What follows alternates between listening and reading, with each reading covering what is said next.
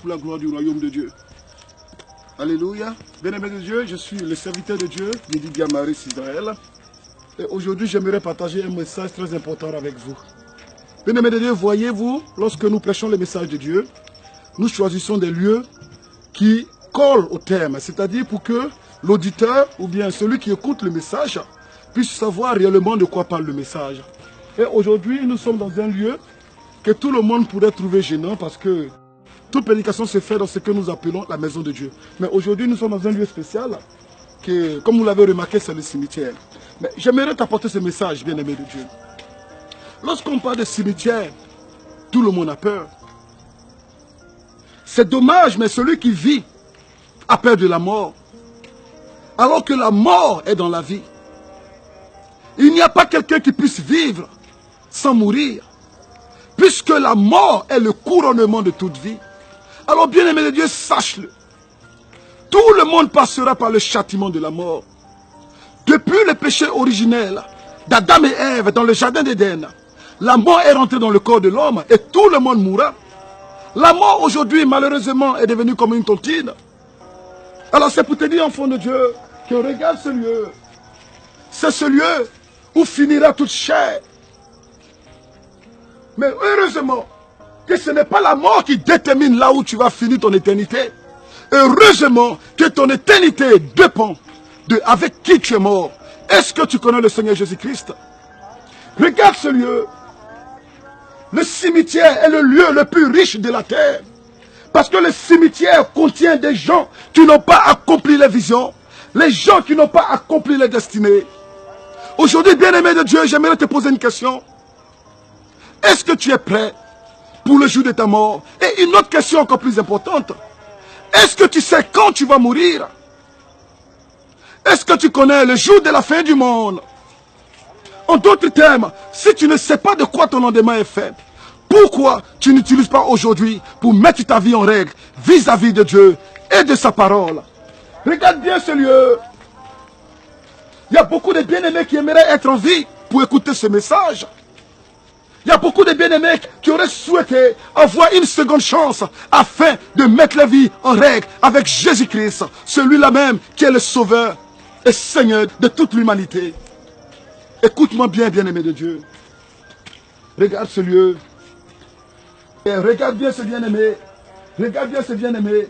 Il est mort et il aimerait avoir une seconde chance. J'ai vu même sur un cimetière, ils ont mis un panneau qui dit « Hier, on était comme vous, mais demain, vous serez comme nous. » En d'autres termes, hier, ce bien-aimé est en vie. Mais demain, c'est nous qui allons les rejoindre. Lorsqu'on parle de la mort, les gens ont peur. Bien-aimé de Dieu, si tu as peur de mourir, tu dois avoir peur de vivre.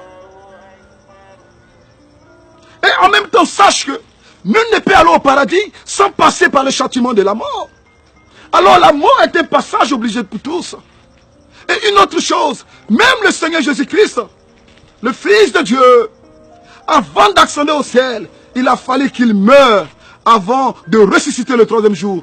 Ensuite, accéder au ciel et s'asseoir à la droite de Dieu le Père. Regarde bien ce lieu, bien-aimé de Dieu. J'aimerais pas que tu viennes ici sans pour autant connaître le Seigneur Jésus-Christ. Voilà pourquoi j'aimerais t'exhorter aujourd'hui. Mets ta vie en règle vis-à-vis de la parole de Dieu. Mets ta vie en règle vis-à-vis de Dieu. Lorsqu'on te parle de Dieu, tu dis, je suis trop jeune pour vivre une vie chrétienne. Mais j'aimerais te poser la question de savoir, quel est l'âge pour aller au paradis? Et de même, quel est l'âge pour être qualifié pour l'enfer? Il n'y a pas d'âge pour aller au paradis. Et il n'y a pas aussi d'âge pour aller en enfer. Alors si tu penses que tu es trop jeune pour donner ta vie au Seigneur Jésus-Christ, en d'autres termes, tu es en train de confesser que tu es prêt pour aller en enfer. Parce que demain ne t'appartient pas et ton souffle de vie ne dépend pas de toi. Alors j'aimerais finir ce message pour te dire, tous ceux qui sont ici, malheureusement, celui est silencieux. Il y en a de parmi ces bien-aimés qui allaient en boîte de nuit s'amuser. Où sont aujourd'hui les DJ qui les amusaient?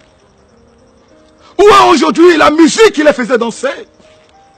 Regarde ce lieu, écoute ce silence. Je vais me taire pour quelques secondes et écoute le silence qui règne en ce lieu.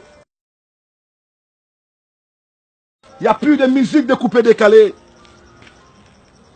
Il n'y a plus de musique de DJ. Il n'y a plus de jeu de lumière. Voici la finalité de ceux qui se confient dans la chair.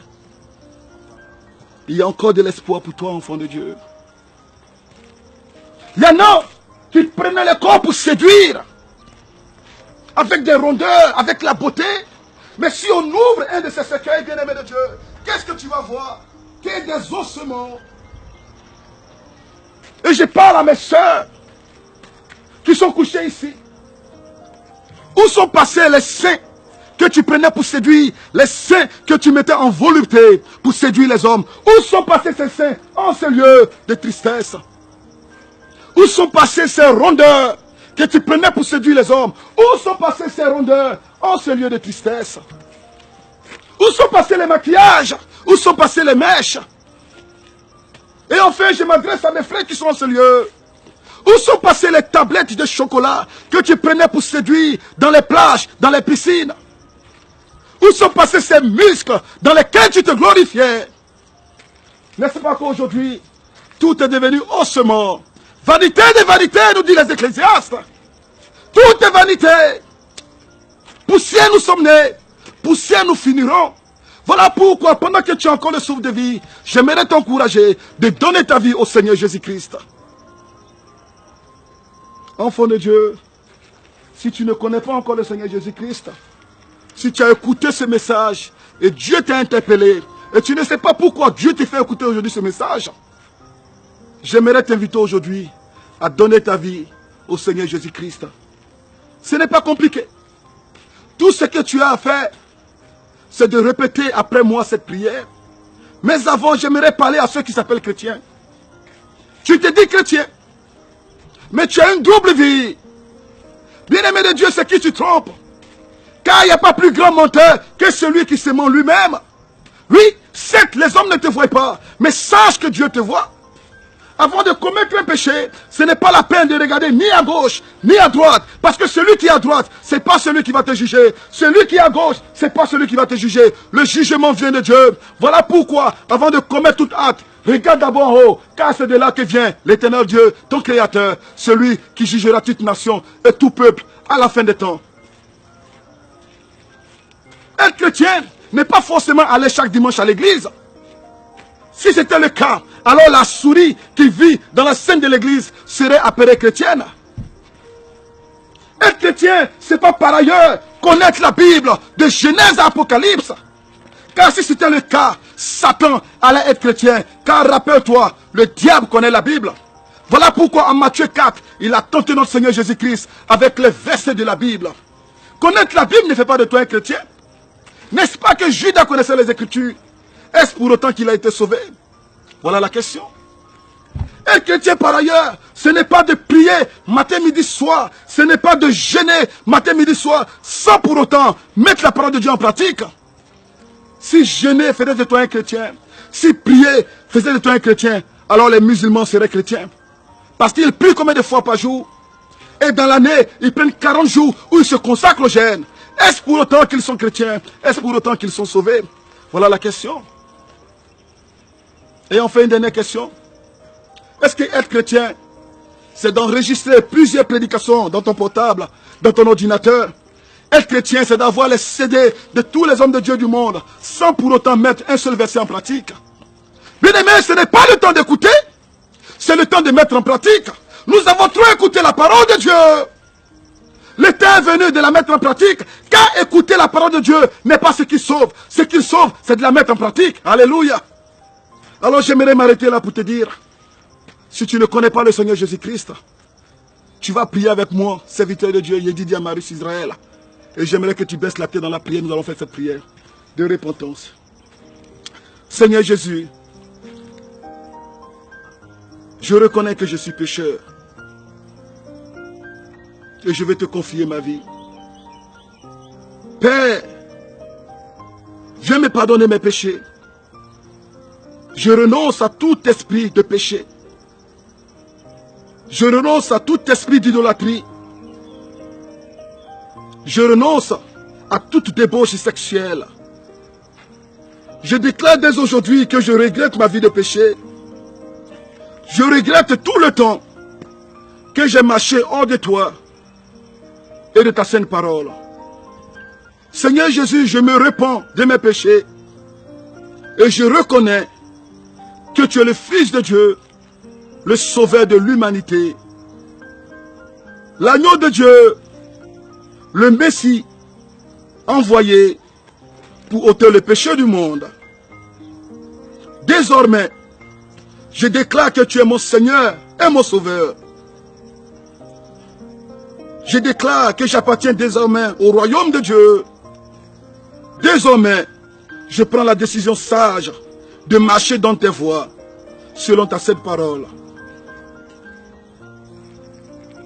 Je déclare dès aujourd'hui que je suis un enfant de Dieu, sauvé par le sang du Christ. Au nom de Jésus-Christ, j'ai ainsi prié. Amen. Alors, j'aimerais te remercier, bien-aimé de Dieu, d'avoir fait cette prière avec moi et d'avoir pris cette décision sage.